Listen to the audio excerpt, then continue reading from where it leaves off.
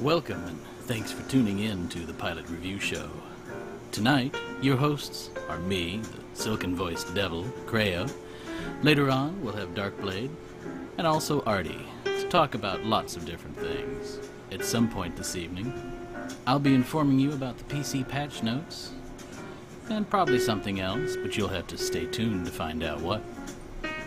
And now begins the Pilot Review Show.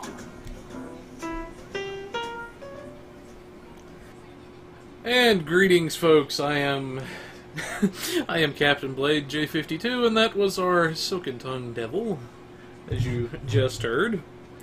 But this evening we do have some good information to get through for you guys, including some much anticipated release date info. Hey. And also, just to annoy a certain viewer out there who will see this much later. Yes, really. But anyways, folks, let's go ahead and we will get started. A little slight preview for the budget build. That was not intended, but anyway. So, we finally have our release date for our Age of Discovery. This is going to be launching on October the 9th.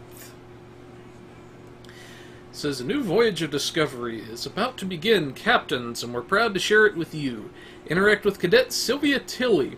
Face off against the sinister Jula, and take your first steps into a new era when Star Trek Online Age of Discovery launches on October 9th, and later this fall on Xbox One and PS4. We'll be getting our Tier 6 reputations, as well as the new Random Task Force operation mechanic, and bits of a brand new story that we'll be getting more info on very, very soon. So yeah, looks like we were kind of, that's about where we expected, I think. It was sometime in late September, early October for a release date, I think. But, really briefly, we also have the announcement of our first two missions we're going to be getting for our Age of Discovery, which is the Downfall mission, where we're going to be, it says, you were just a cadet, stepping out into the cosmos for the first time when the Klingon War broke out. Now it's come home and Downfall, the second episode of Age of Discovery. You'll find yourself standing in defense of Starbase 1, in what could be her final battle. Enemies, including Jula herself, are going to attempt to take this last bastion of defense for themselves, and only you can stop them. And then, the new episode Secrets says a Klingon raiding party attacked a Starfleet research facility near the Delta Volanus cluster, but left survivors and took nothing. The station is damaged, however, and the staff could use your help to resume normal operations. It says, be on your guard, this could be a Klingon ruse. Be ready for anything. If things get desperate, one of Starfleet's top secret vessels is in the area and can assist if necessary. Get on this as soon as you can. Starfleet Command needs to know what the Klingons are is happening out there. Well, if Command would just say it like that, I would get things there done it right is, away. folks.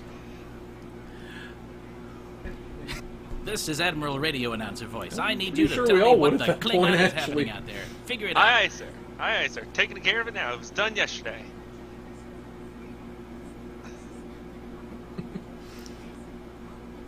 Yeah. Anyways, that's our first two episodes that we have announced, and our release date of the new content, which some of it is already on the Tribble server at the moment, so be sure to check that out and test it, and let me know, let them know if you see any bugs. But, yeah, what's some thoughts from our panel here about this new stuff coming? It's probably best if I don't comment, but I will say this. New content is always welcome. Hopefully, it'll be fun.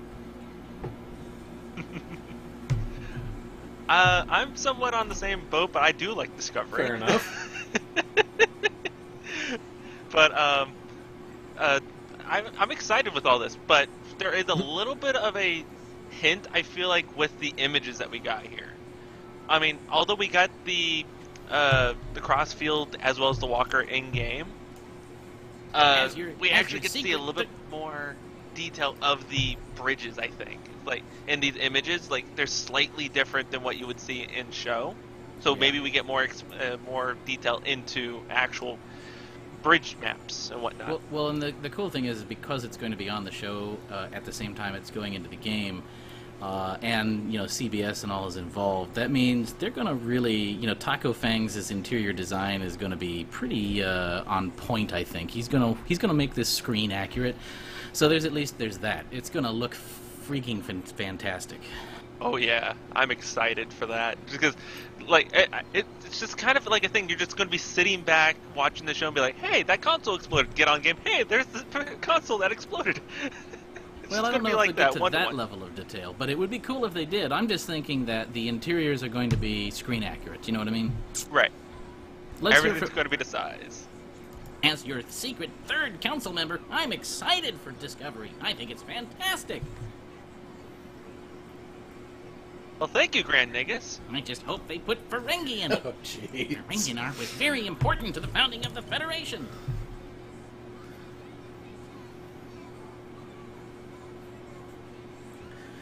And there it is. But, anyways, that's our first 2 episodes that we've got announced, as well as our release date. We'll be bringing you guys more information as soon as we have it. Perhaps maybe some more details upcoming, more episodes. We'll just kind of have to wait and see what happens. But coming up on our next article this evening, we actually have our PC patch notes for D26. 3 days ago, making these not, in fact, today's patch notes. Moving right along. In general, Discovery lockbox items have been added to the Infinity lockbox at long last. Next, more Infinity boxes will begin dropping in-game beginning September 27th, so they're dropping now. Go catch them before they break. Resolved an issue that caused the Voral and Fleet Voral to have incorrect hull and shield modifiers, so maybe you're less squishy or maybe you're more squishy. They didn't say.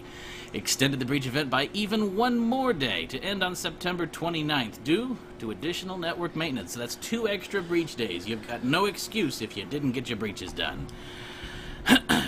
Looks like they've added an XP weekend to September 27th through October 1st as well. So get out there, get that XP, and level up. I wonder if they'll get too big for their breaches. Wah, wah, wah, wah, wah, wah, wah, wah, wah.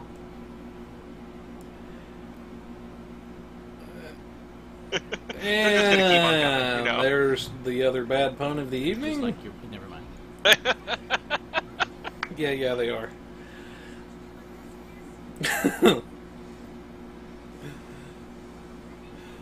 Wow, talk about And welcome to Pilot Review After Dark. But anyway. So yeah, pretty much I do have a little bit of info, is from what I was able to understand, is that this should have made the Voral actually a little bit less squishy. So there was incorrect modifiers causing it to have less hull than was intended. Hold on a moment, I have a Klingon to interview about the Voral. I believe they actually touched base on that on stream. Anytime Klingon ship less squishy is good. Kapla.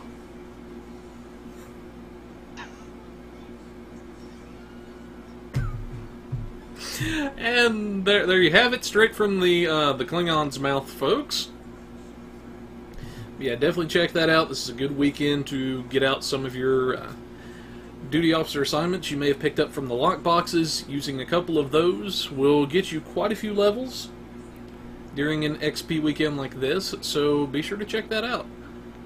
But moving right along, we actually have our Phoenix pack. So looking at the Phoenix pack, it appears that they are excited to announce the return of the Phoenix prize pack, which returns to Star Trek Online on PC, not console, but on PC, from September 27th at 8 a.m. to October 5th at 10 a.m. So you've got some time there to get your Phoenix packs. I highly recommend that you get your Phoenix packs in 10 packs, as they are slightly cheaper. So, the Phoenix Prize Pack blazes a trail of new frontiers, and following in the model of its mythological namesake, the Phoenix Prize Pack represents the return from the ashes of items, ships, and other rewards that have been retired from Star Trek Online and are no longer accessible by any other means. So, let's see here. I'm not seeing anything new. Correct me if I'm wrong, Blade. Is there anything new in the Phoenix Pack, or is it just coming back with everything it had last time?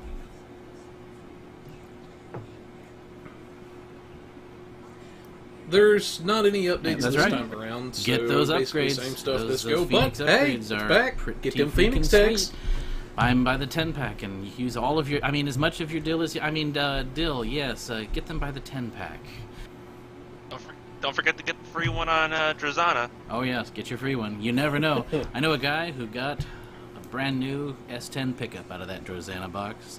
So I highly recommend you head over to Drozana and get those free. No, I'm kidding. He didn't get an S10 pickup. He did get a ship token, though, which is cool. So, you know, hey, free ship token. How can you beat that? But you go over there every day and get your Phoenix pack and buy them by the 10-pack, and who knows, you might get lucky. I got 3 tokens now, and since they've been running this, so get it done. Yep. Now, I will say for my tank players out there, if you didn't have access to the SAMSAR, if you were not around on PC when that came about, or you're just now looking to get into tanking, maybe you're a newer player, definitely pick up the Kabali SAMSAR if you have a chance. That gives you access to one of, in my opinion, the best consoles and one of the best workhorse for tanking, and enables use of the Kabali 4-piece, which in my personal opinion is one of the strongest, if not the strongest tank sets in game. So definitely check that out. You can get your T5U Bug, you can get your Red Matter Capacitor, the Zephyr Cochrane Shotgun, Crystalline Energy Torp for anti-proton users. You can get the VSS Tanius, which is a very nice Admiralty card, and quite a few other the Tanius, I just want to chime in here. The nice little odds and Tanius ends is a really, out of really the box. useful Admiralty card. It can basically run at least the first 7 of the gold missions that you get in the Admiralty tree by itself, and that is just fantastic, because you know, if you don't have a lot of other ships, that frees those ships up to do other stuff, like especially Romulans before they had access to the Fed ships. The Tanius, man, was my jam, you know.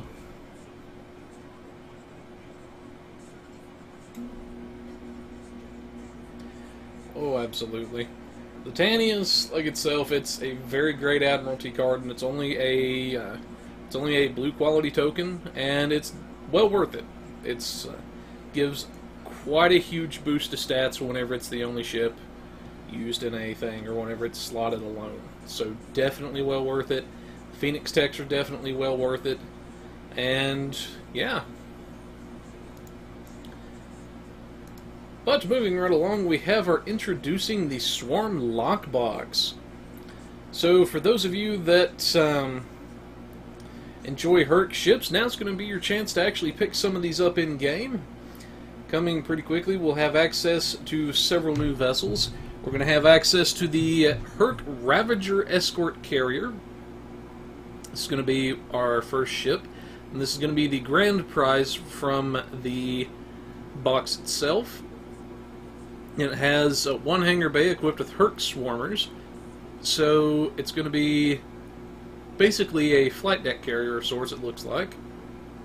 Then we also have the Herc Assembly Multi-Mission Science Vessel from the Low-Buy store. So that's going to be our low-buy ship to go along with this. It comes with the Nullifying Tractor Field Universal Console for this particular vessel.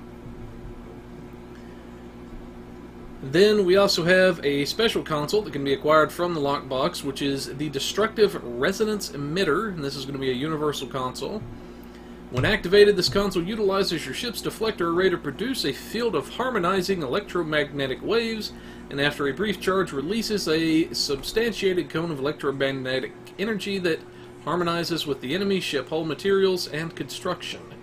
And the frequency causes vibrations that violently ripple through the enemy hull, causing severe damage, disabling and leaving their hull vulnerable to further damage until the vibration stops cone like after a brief like duration. The cool console, or is this just everything in front of your ship?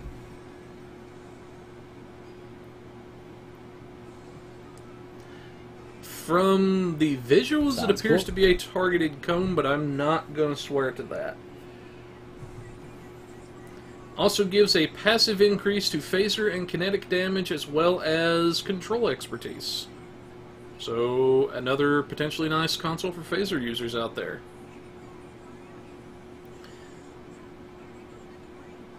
And we're going to have access to the Phasic Harmonic Weapons Packs. These are going to be new phasers.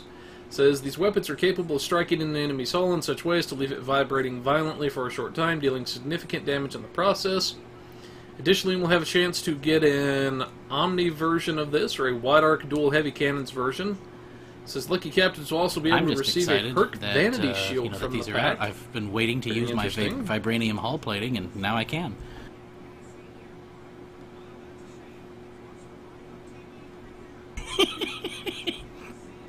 Yeah, I guess that would. See what he did there. Yeah, there's also going to be some kit modules. There's also going to be some captain traits. There's going to be the Hive defenses. Chance when hit by an enemy to summon multiple swarmer reinforcements, stage you in combat for a duration up to 9 total reinforcements.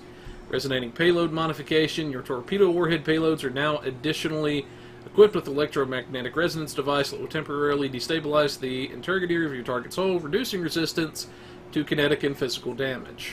You can definitely see how that's going to be interesting. And then there are ground variants of those powers. Ooh. Captains who wish to delve further into biological complexity of the Herc can do so in the Herc Research Duty Officer assignments. Each of these 5 assignments yields high XP and dilithium rewards, and gives additional ore and a title.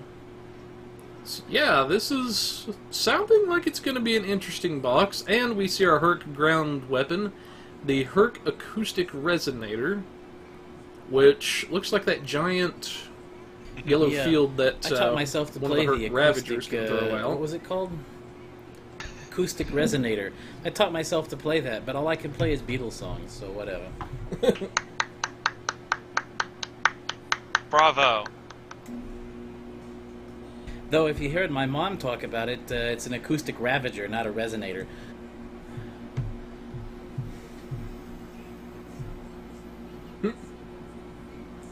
Yeah, like I say, quite a bit of interesting stuff it looks like is coming in this box. Sounds so, interesting. I don't know yeah, if I want to fly around in a guys. bug ship, though. I mean, you know, you think about it, you're sitting there, you're like, yay, I got a bug ship. You hop in, and all of a sudden, cockroaches everywhere. What do? It's not like you can call, you know, space exterminators. Technically, you are the space exterminators. So. Well, I mean, you know, a hand phaser works, but what if those cockroaches are just, you know, they're in the kitchen area, they're in your fridge, and you've got your roast, like Aldorian pheasant there on the shelf, and there's a cockroach. You can either phaser the pheasant or the cockroach. What do? I mean, they're space roaches. Yeah, I see your problem. Right. See, there's no space Terminix.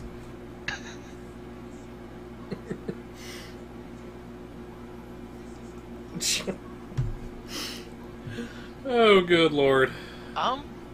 See the designs of the ship, I really do enjoy. Like, it does give me the feel of a not like it's a bug ship, although it is because they are controlled by bugs. But it gives you the feel of like it's some sort of simplicity to a very streamlined design, although it still looks very ancient.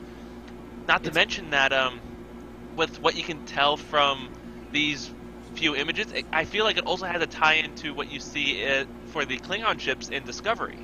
Like the windows somewhat look the same and all that, and as we've known for Klingon history, the Herc did invade the Klingons, and the Klingons did get get a lot of tech from defeating the Herc. So I could see the design comparisons here. I really feel the design is actually on point with this.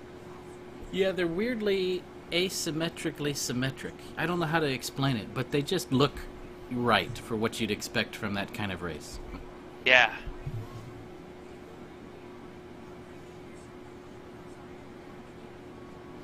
Makes sense, I guess. Yeah, like I say, there's a lot of stuff coming with these, with this locked box. It looks like a lot of good stuff. We don't have stats at the moment for this. Whenever we have the stats, we'll be sure to get that stuff for you guys, because I know a lot of you are probably curious to see what is coming with this. But moving along to our next big thing, well, we're finally ready to the female vote for the Foundry Challenge winners. Yes, as you guys might have heard from a while back, many Foundry authors were putting their heads together to come up with a new group of Foundry missions that go for Victory's life. And the somewhat rules with this was the Foundry mission has to work well with either Cardassian characters or one of the Jem'Hadar characters. So, in all these missions that you can choose from, it all focuses as your character being either a Jem'Hadar or a Cardassian. Going into all this, all of these weird or extraneous adventures. I've only played a few of them myself, but I do recommend giving them a chance. To go through all of them is pretty difficult as it is because some of them go on for hours on end. But they are pretty fun missions. You can find them in the Browse All, and some of them are still in the review content. Last I checked, in game. But for those that do already have an idea of which ones they're going to vote for, there is a link at the top of the blog, and that will take you to another post where it will give you a little bit more of a in-depth of the voting thread, a little bit more into each story.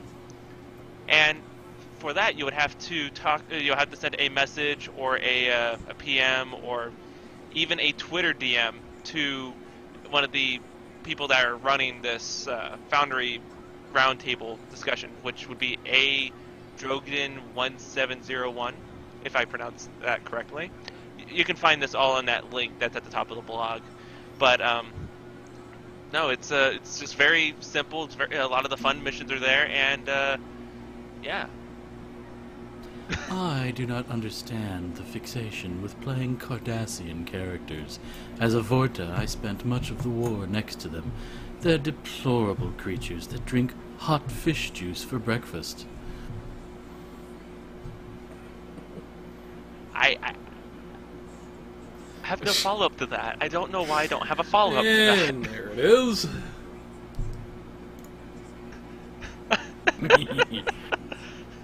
Sounds very fishy of you, Artie. But in seriousness, definitely check out these missions. A lot of these guys put quite a bit of time into some of these. And, yeah, definitely be sure to check them out. Vote for your favorite one. And don't forget, after you've played your Foundry mission, be sure to tip your Foundry author.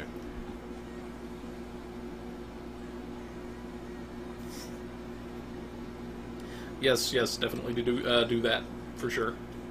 Because that helps these guys make a lot more great content.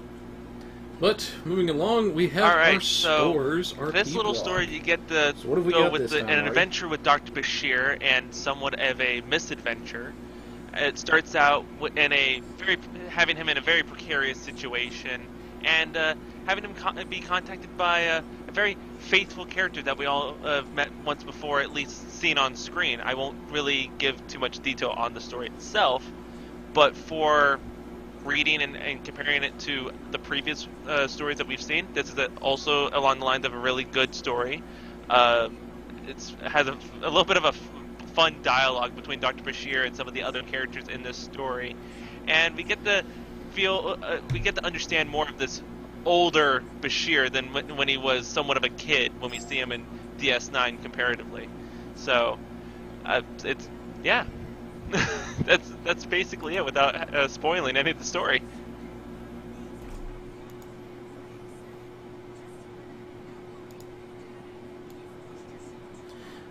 Well, I guess that about sums it up then, as much as we can.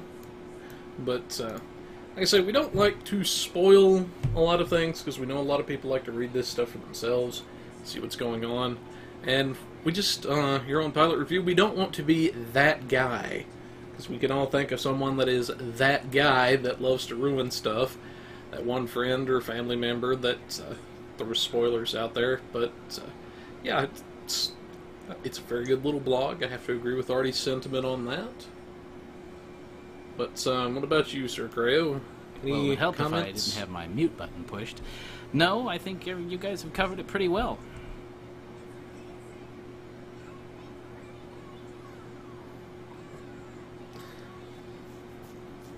But yeah, that's our Spores RP blog. It's just definitely worth noting, check this out. We'll have that in the notes for you guys. And I've never done it in Star Trek, so it's hard for me to comment on it, you know? Well, you got all the voices down pat. It's not really much else from there.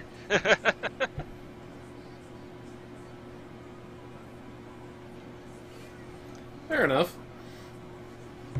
Yeah, like I say, definitely check this out. We'll have it in the notes for you guys so you can see it. But anyway, that's what we have for articles this evening, and moving along into our budget build now. Show.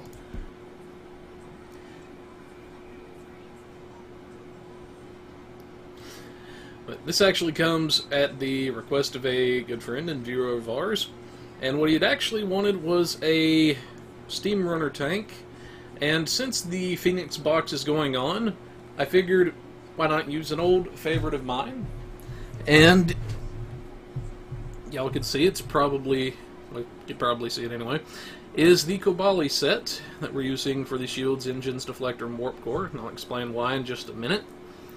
But for this particular ship, this is one that, in my opinion, is very underrated in this game. It's kind of disappointed that I don't see more of these floating around out there. I actually rather enjoy the ship, especially from the Armada 2 days. Just the devastation a bunch of these things could let loose on somebody's face. Yeah, they were the long-range artillery ships and that fired a really ruined their day in that game. Or another that exploded and was fantastic. Yes. Oh yeah. Just sit back outside the range of a bunch of turrets and just start picking them off before a dude even realizes they're there. As heck. Very true. Mm-hmm. Which, they did have the little engine disable, which, yeah, it helped them, some of them get away anyway, but it was no guarantee.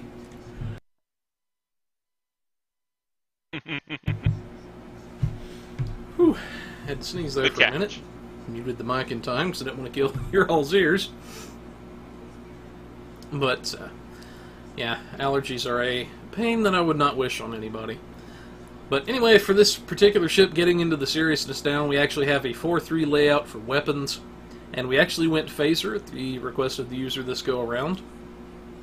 And we actually managed to give him some pretty decent set bonuses. A lot of defensive and offensive power to work with.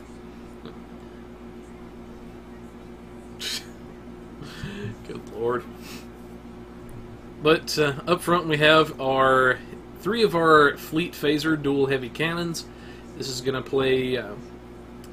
these are very nice because, surprisingly enough, we didn't actually have a mission that gave decent enough phaser dual heavy cannons that we could use in bulk. So we had to source some out, and we actually picked these up from our Fleet Star base.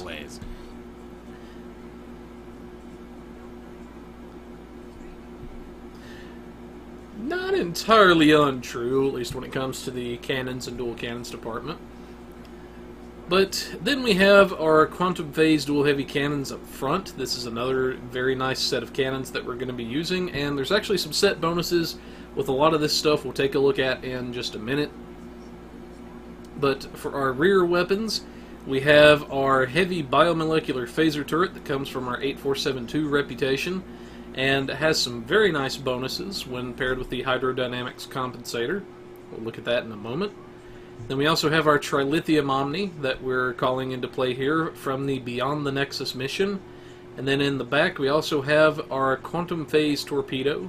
Quantum Phase is one of my personal favorite torpedoes in the game, and a very, very nasty piece of work.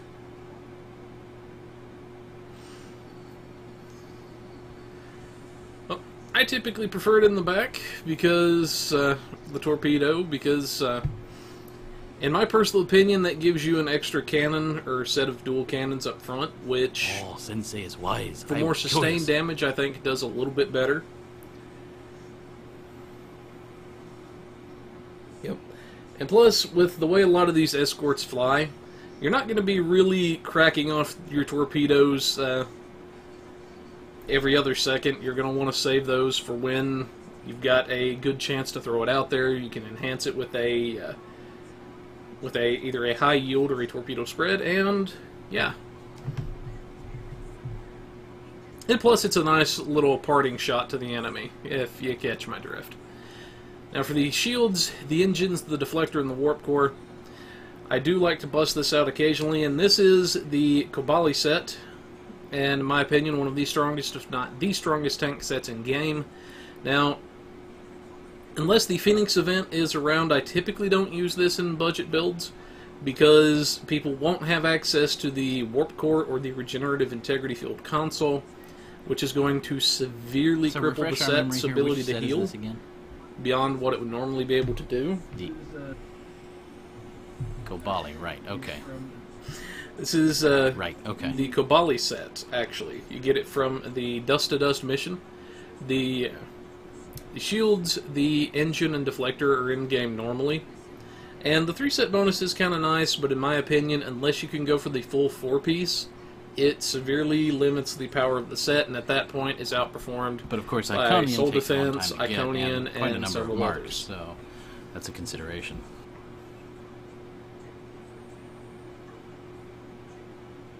Indeed it is. Now for this particular set, it's going to give heavy defensive value, it's going to give a lot of healing, and it's going to give some damage negation. Now for tanks, I usually look at those 3 areas. Threat generation being number 1. What can it give me in terms to hold aggro and to keep the attention of the enemy? What can it give me in terms of damage negation, such as how much damage can I shake off up front and ignore? And then finally, damage recovery. Once the threat gen has been taken into account, once I've negated as much damage as I can, how can I recover from the bits of damage that are left over that I'm going to have to eat? What can I do to keep my ship afloat? To keep my ship afloat, and I say make sure that I'm 15% or able more, to come never back mind. swinging. And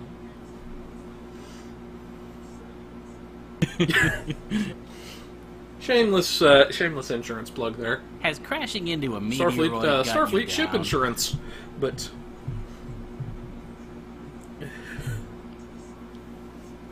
and here we go. But in seriousness, like I say, this is some very powerful set bonuses, and I'll explain a little bit more why in just a second. We're using the full Kobali. Now, for those people that haven't had a chance to get a SAMSAR yet from the Phoenix pack, or just haven't had a lot of luck with it, I did include some stuff in the notes for changes to you guys to make to this build, in case you don't have access to the SAMSAR.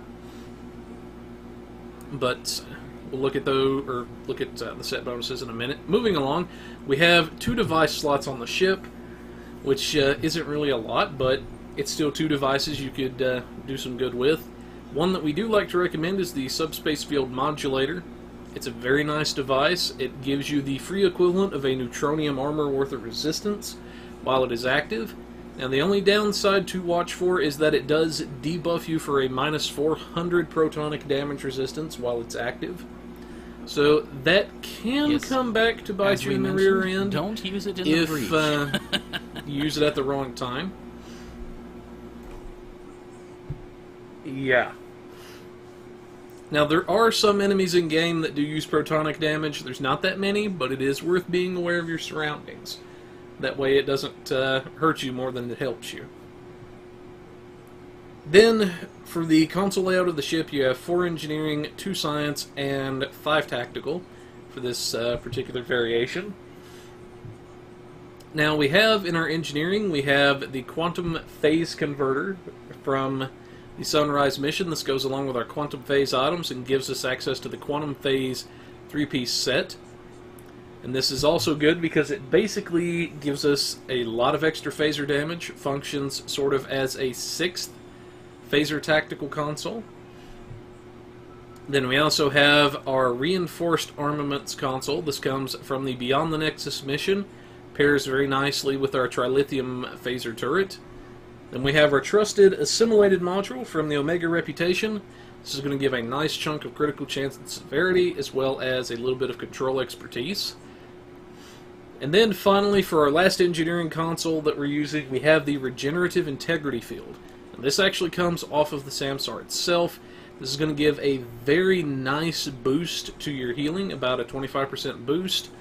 And whenever you're dealing damage, you're going to get a very large portion of that damage back in terms of healing. So if you're dipping really, really low on your health, this is a nice little oh crap, I'm going to die button. Very nice emergency power. And Off of this console, I have had instances where it's got my ships from near dead almost, if not all the way back to full in the time that it's active. So this is a very potent console that a lot of tanks like to use, and that's why we're actually utilizing it here. Then for our science consoles, we have the Temporal Disentanglement Suite. This comes from the Butterfly mission. It's going to give you a nice chunk of critical damage and severity based on your auxiliary power settings, and it's also going to give you a good bit of the let's see, I said the crit chance. It's also going to give you a nice little bit of shield damage resistance, as well as a little bit of extra aux power too, I believe. So very nice stuff. Now the shield capacity, I'm getting it confused slightly with another console. After a while, when you do some of these budget builds, folks, a lot of the consoles and stuff, they start to run together, and yeah, also brain fart. But yeah, so some good crit chance and severity, some shield damage resistance, and also a nicely large chunk of shield capacity along with it. So it kind of touches all of the areas that a tank is going to want to have. Finally, we have our hydrodynamics compensator. And I think this is where I was getting the power settings confused. It gives a little bit of extra power, and the big thing that it gives is a little bit of turn rate. Not that escorts really need that, but this enables use of the two-piece bonus, which is a very big deal in this case. We'll explain why we use that in just a moment. Then finally, for our tactical consoles, we have the phaser relays that we picked up from the Of Signs of Portents mission. So that's what we have for the basic equipment. Now we're going to touch base on the set bonuses because they are very important to the build. Now we'll start with our Trilithium. Now you can see here this gives us a bit of firing cycle haste and flight speed. This is going to give us 5% firing cycle haste for our energy weapons. That's going to enable us to get more shots out and more damage, which in turn is going to give us more threat generation. Then for our quantum phase items, scroll down here. Now, the two-piece isn't really that impressive. It gives you a bit of accuracy rating, and it doubles the shield drain you get off of the energy weapon and the high-yield torpedo shield heal. So it is nice, but it's not super impressive. Now, the real piece de resistance is the 3-set bonus you get from the quantum phase. It's a 10-kilometer range, 2-minute cooldown. It's going to deal a lot of phaser damage for 10 seconds. And to the foe, it's going to debuff them for a good chunk of subsystem power across the board.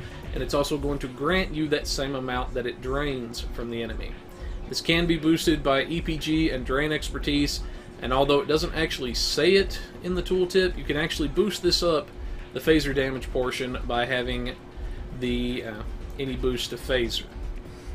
Now the numbers are heavily distorted because we're actually sitting on a ground map while I'm reading this, which is why I didn't call those numbers out. But that's going to be a very big little kick in the pants to the enemy whenever they need it. Whenever you need a lot of threat gen or you're trying to go for a kill. Then finally we have our bimolecular turret. Now I know I'm using the disruptor turret for the demonstration here, but it actually affects disruptor and phaser. Now what you're going to get off of the two-piece bimolecular, this is when our heavy turret is placed with our hydrodynamics compensator. You're going to get 7.5% bonus phaser and disruptor energy damage, and a 2% increased chance to apply the biomolecular incubation and debuffs, and that is basically a radiation damage to foe. Now the reason this is important, a lot of people may think, well, it's just 7.5% bonus damage. Why is that such a big deal? The reason it's such a big deal is this is actually Category 2 damage. Meaning it's not just the base damage, but all of the damage you're dealing as a whole for phaser, and this calculation comes in later. So 7.5% Category 1 damage is strictly going to boost the base damage your weapons deal. This is going to boost everything, the entire enchilada. So you're actually getting a heck of a lot more bang for your buck in this aspect. Then finally, I believe, am I on a ship with... No, I don't have the actual Kobali items on this particular ship, so let me actually grab a Kobali item out of the bank. But essentially, what makes the Kobali item so strong is... What the heck am I doing? I can grab a warp core. But what makes the Kobali item so strong is actually the set bonuses that it offers. Now in this case, we're going to grab the warp core out of Reclaim here. I don't know why I didn't think of that. It's one of those days, folks. If I can sit back down on the chair here. But anyway, let me pull this up. There we go. Alright, so for our set bonuses, you're going to get the 2-piece bonus, which is a 60% hull regeneration bonus that's going to actually increase as your hull decreases. That's going to be a very big deal, so the lower you dip, the more regen you're going to get off of your hull. And then you have access to the 3-piece, which is the nanite screen. When receiving damage while at 25% or less hull, you get 15,000 temporary hit points for 15 seconds.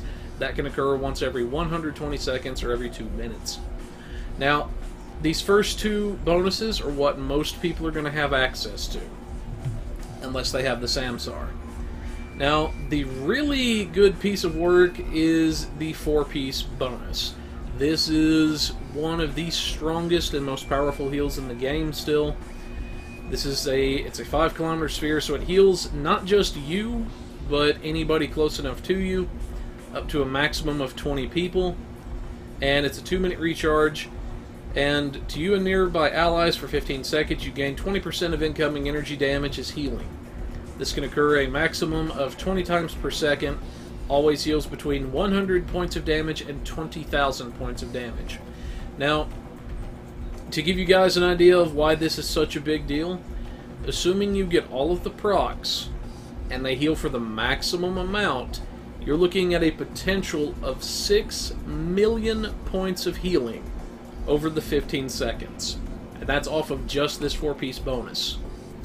Now, you're probably, I'm going to be honest with you guys, you're probably not always going to get that. But the potential is there that you're going to have a lot of healing potential off of this set that they're going to have to try to blast their way through.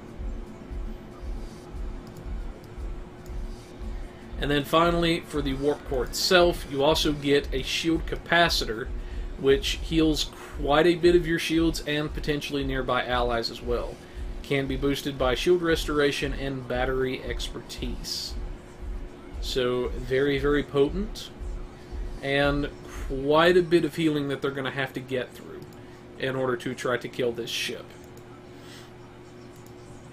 Then for our skills, it's our basic skill build that we use here on the show. We'll have a video for you guys that you can check out if you want a more technical explanation of the skill build itself and why we picked certain skills. Then basically we have 14 engineering points, 14 science, 18 tactical. And I'll mouse through really quickly for you guys to see that. We have our lieutenant tier, our lieutenant commander tier, and our commander tier here. Then captain, and finally admiral. For specializations, we have the intelligence primary, miracle worker secondary. This is going to give a nice bit of offensive power and threat gen, as well as some healing potential in the background. For our traits, we actually have some pretty good ones this evening.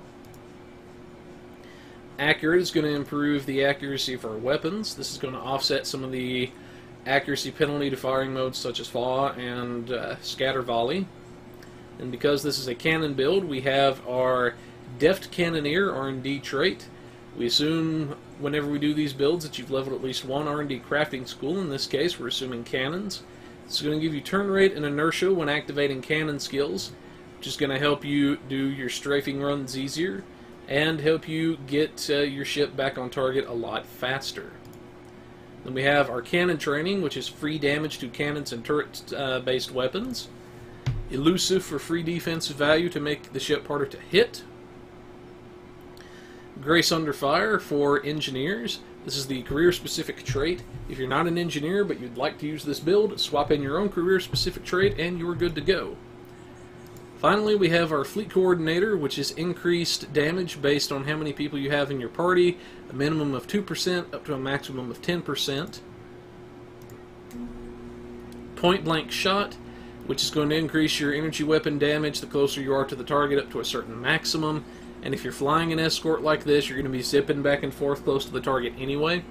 So you're going to get a bit more bang for your buck than something like a cruiser might normally get out of that trait. Then we have the Nanite Repair Matrix. This is going to give you a nice heal whenever your ship drops low enough. And then, because this is an escort, we wanted to incorporate just a little bit of extra damage resistance in. And we have the Redirected Armor Plating. Whenever you're hit from behind or the sides, this is going to give you an all damage resistance boost. So a very nice trait to have, and if you're zipping around in an escort, most likely they're either going to hit you on the sides or behind anyway, so that's going to keep that up most of the time. For your starship traits, we have 3 of them this time around. We have our Best Defense, which is going to grant a hull healing effect along with the normal effect of the attack patterns. We have our Improved Predictive Algorithms, which is going to give a bit of accuracy and a little bit of damage boosting. And then Going the Extra Mile, when healing somebody while above 90% max hull, you get a hull capacity boost for the time. And then we have our Advanced Target Systems for free severity, Precision for free critical hit chance, and then Magnified Firepower for some free static Category 2 damage boosting, and then finally our Aux Power Offensive for our last of the Reputation abilities. This is going to give a nice boost to accuracy and damage based on Aux Power. Category 2 damage boost, I should add. For active reps, we have Anti-Time Entanglement Singularity. This is a AoE slow and physical damage to foes in the area. We have Biomolecular Shield Gen. It's going to regenerate our shields a little bit and reduce damage they take while we're in this little bubble. The difference between Category 1 and Category 2 damage, just in case somebody doesn't know.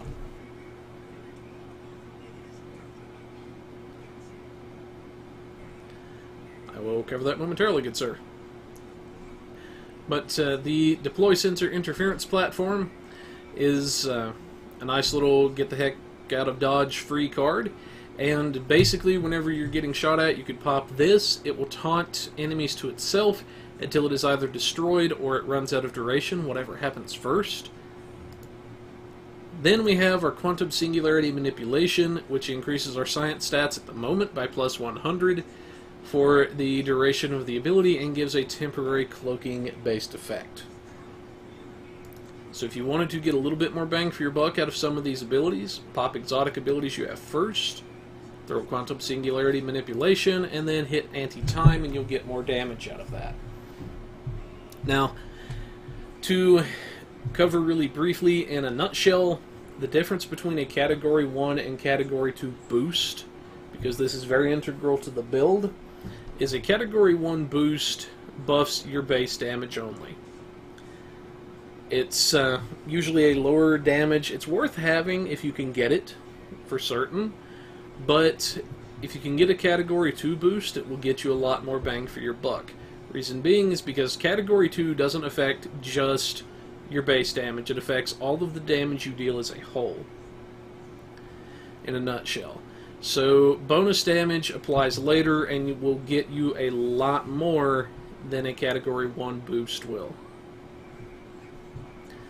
So to give an example of how you know the difference is a Category 1 boost would be something like your tactical consoles. That's an example of a Category 1 damage boost. Whereas our set bonus for our Hydrodynamics Compensator and our Heavy Biomolecular Turret is a Category 2. It's referred to as plus bonus damage. So if it says plus bonus, then good to know. Odds are it's going to be a Category 2 boost. I just thought a little TLDR and that's one good way you can helpful. tell the difference.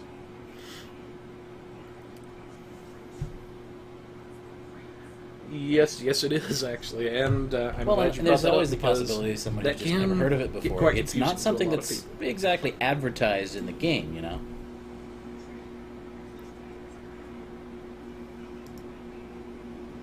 Exactly. Now, for this particular ship, you actually have a predefined setup of how you can run your bridge officer powers. That's the only real downside that I've never liked about this ship, is that it's predefined. You can only have this particular setup for your boss. So it does kind of limit your ability with the ship into what you can do, but otherwise, in my opinion, it's still a very great ship and very fun to have. Now, for this particular ship, you have a Commander Tactical, Lieutenant Commander Tactical, two Lieutenant Engineerings, and an Ensign Science. Now, for our Ensign Science, we'll touch base on that really quickly because that's the easiest one. And we went with a Hazard Emitters 1 in this case. This is going to give a nice heal over time effect, as well as purging Borg plasma fires and so on. Now, the argument here you could have is, why not Science Team? Science Team is nice. It's going to heal your shields a bit. It's going to purge subnucleonic-based effects. But in the long run, in our opinion, the Hazard Emitters is going to do more for you to keep you alive in this case. So it is something to be aware of, that you only have the one science power. So you got to kind of be careful and be a little bit more aware of your surroundings versus some of the other tanks that we've put out there before. Now, for our first Lieutenant Engineering, we have our Engineering Team 1. This is going to give us some hull healing and purge viral matrix type powers. Then we have our Reverse Shield Polarity, which is going to recharge our shields in a pinch based off of incoming damage. Then we have our second Lieutenant Engineering, which is going to be an Emergency Power to Engines 1. This is going to give a lot more energy to our engines, as well as some extra speed when we need it. Then we have Emergency Power to Weapons 2, which is going to give some nice weapon power, as well as a very significant damage boost as well. Finally, for our tactical seating, we have a Tactical Team 1 that's going to redirect our shields automatically, give some other nice buffs. A Torpedo Spread 2, so we can throw some more torpedoes around on our foes. Our Rapid Fire 2 for engaging single targets. Then we have our Scatter Volley 3 for engaging multiple targets. Then we also have our Torpedo Spread 1, or not Torpedo Spread 1, but a Torpedo High Yield 1, my bad, which is going to pair nicely for single targets. You could run a duplicate spread there if you wanted to.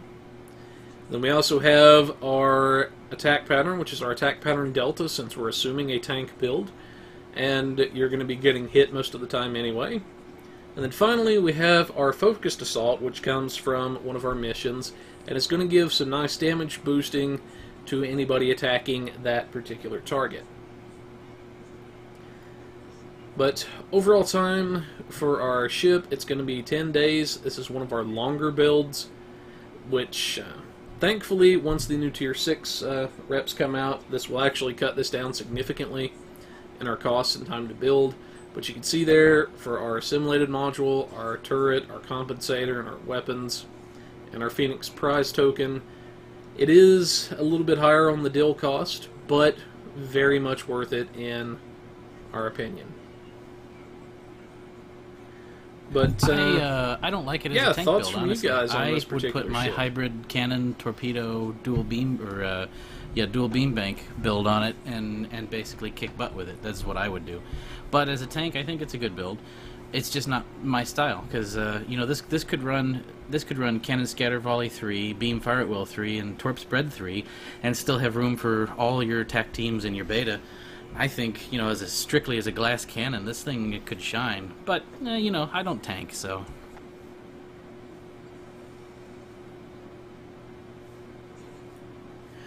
Fair enough, and everybody has their own particular brand of tanking, so it's... Like I say, point being, you do have a bit more tactical options with this ship. It is kind of limited in buff seating. That is the only downside negative to it. Is to kill things before it kill you. So more damage means more killing. is true. Is true. But if kill everything dead And more before threat it gen can by shoot, extension. what is difference? But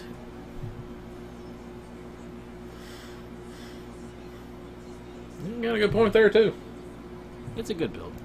But anyway, that's what we have for our budget build this evening. Hope you guys like that. But anyways, moving along. Now, I have been testing some stuff as far as the bugs corner, and apparently it kicked me out of the server, so slight time out there. But as far as what we have for the bugs corner, I've been testing some stuff on Tribble, trying to get the tier 6 reps working good for you guys, reporting issues we see. I'm going to keep doing that and testing Tribble stuff until it comes out, so hopefully it'll be as seamless as possible for you guys. And we're going to kind of go from there. But anyways, so coming up for the RP corner, this is something what have you got interesting for us that this I've week, dude? caught on from a recent 10 forward with Ambassador Kale and all that. So you guys might have heard, you know, there's the Picard Star Trek series coming about, and you know, we're getting Discovery Season 2 coming around soon, so that's also fun.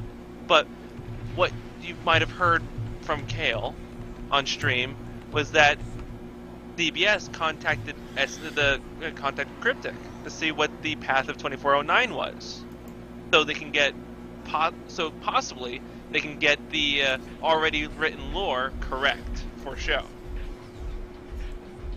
So here's the thing: if CBS writes in the path to 2409, so basically the lead up to STO, that would technically lead that into, instead of making STO soft canon now, into hard canon, which would mean that it was seen on screen. So along with this, where it comes into the RP aspect, is that in previous streams, as well as RP blogs and stuff like that, story blogs, multiple fleets, not just RP fleets, but fleets in general, have been mentioned, not by name most times, but have been mentioned, and those were usually considered fan-made. So, in essence, if a soft canon thing becomes hard canon, would the fan-made stuff become soft canon? So that's the topic I've come to think about, and it's a weird theory right now because I don't actually have anything real physical in my hands about this. Because for RP fleets, that kind of gives you a new twist on things. Because if, oh yeah, I'm just doing whatever, just role playing, screwing around. Yeah, I've done stuff with True Way in character. I've fought off some brain left, right, and center. But now, if that was technically soft canon, that's a whole new twist. Does that mean RP fleets now have to actually contact each other and be like, hey, so I'm going to be doing some of this. What's our current standing with the other RP fleets with this faction? Are we all still bad with the Breen? Are they good? Do we have to fight them, or are we, you know? So if that becomes soft canon, that means we have a little bit more of a solid basis for roleplay, I feel like. I'm just curious what you guys think. In a world where video game lore becomes hard Be canon, an interesting twist. one man is intrigued.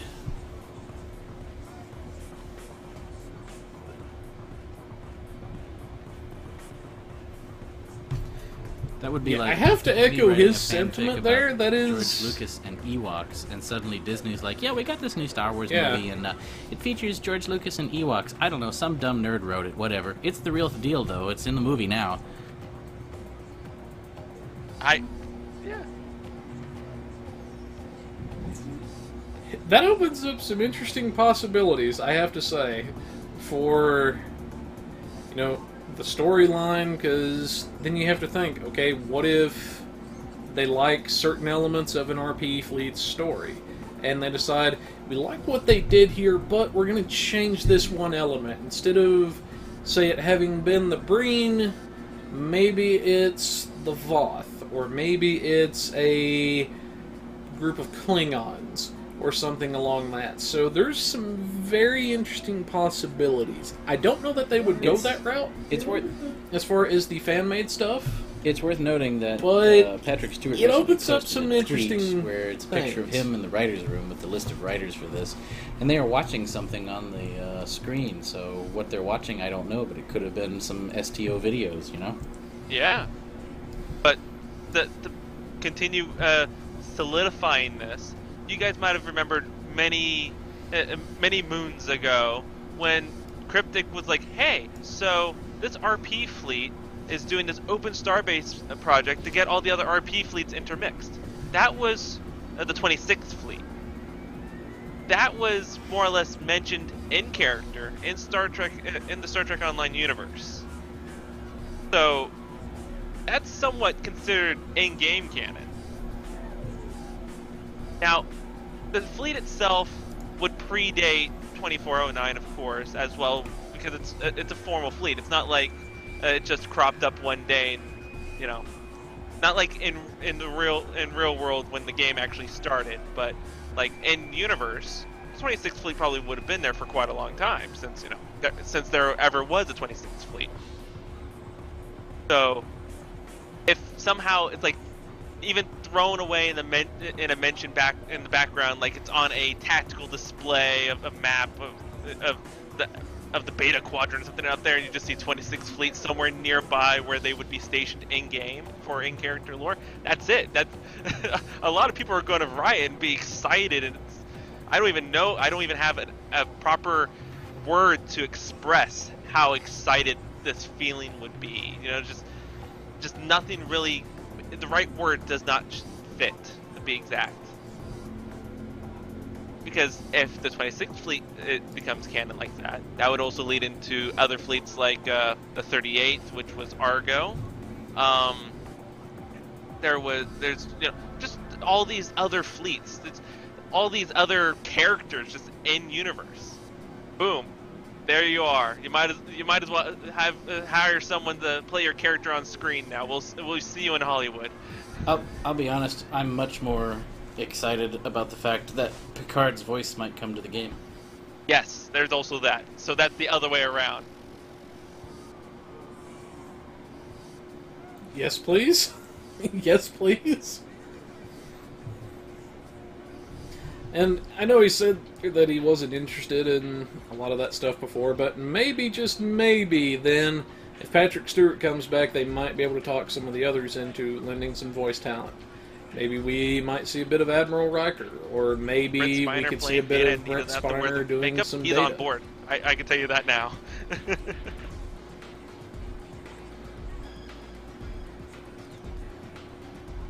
That would be cool.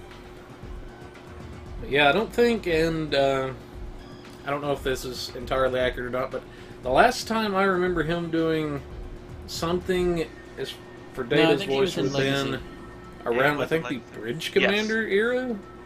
It's the last time I remember. Legacy was an okay game, but it had a horrible control scheme. That was the only problem. Interesting. Yeah. Yeah. But yeah, definitely this raises some interesting possibilities, not just for the fan stuff, but for the game and if all STO the STO verse as a becomes whole, really. hard canon, that would be one of the first Star Trek games considered canon that would be seen on screen.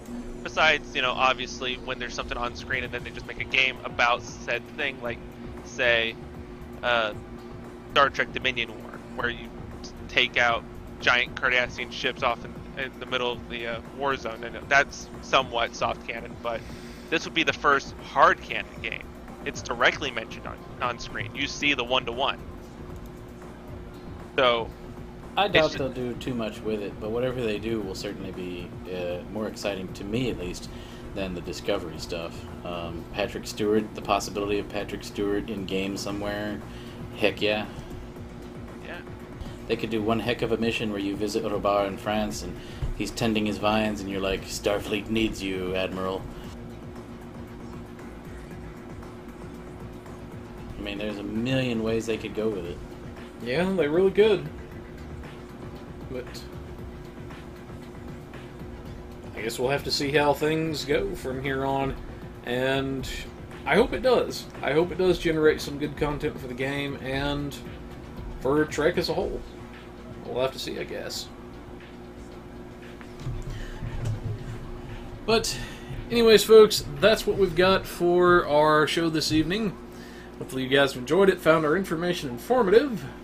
But before we head out, as always, a shout out to our good friends over at the Temporal Armada.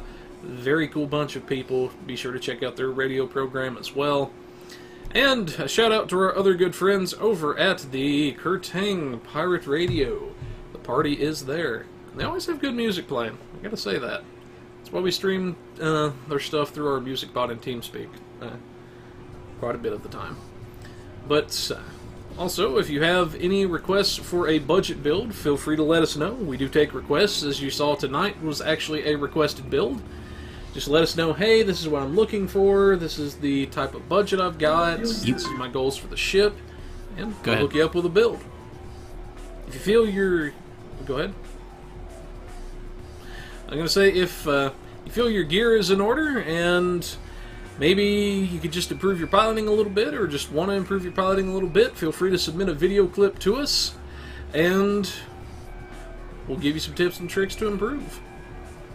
If you got anything for the RP Corner, feel free to let Artie know. If you got any related questions, maybe it's how to handle a certain event, or a certain type of character, or whatever it is, and he may just talk about your topic on air. You've been listening to, and hopefully watching, the Pilot Review Show.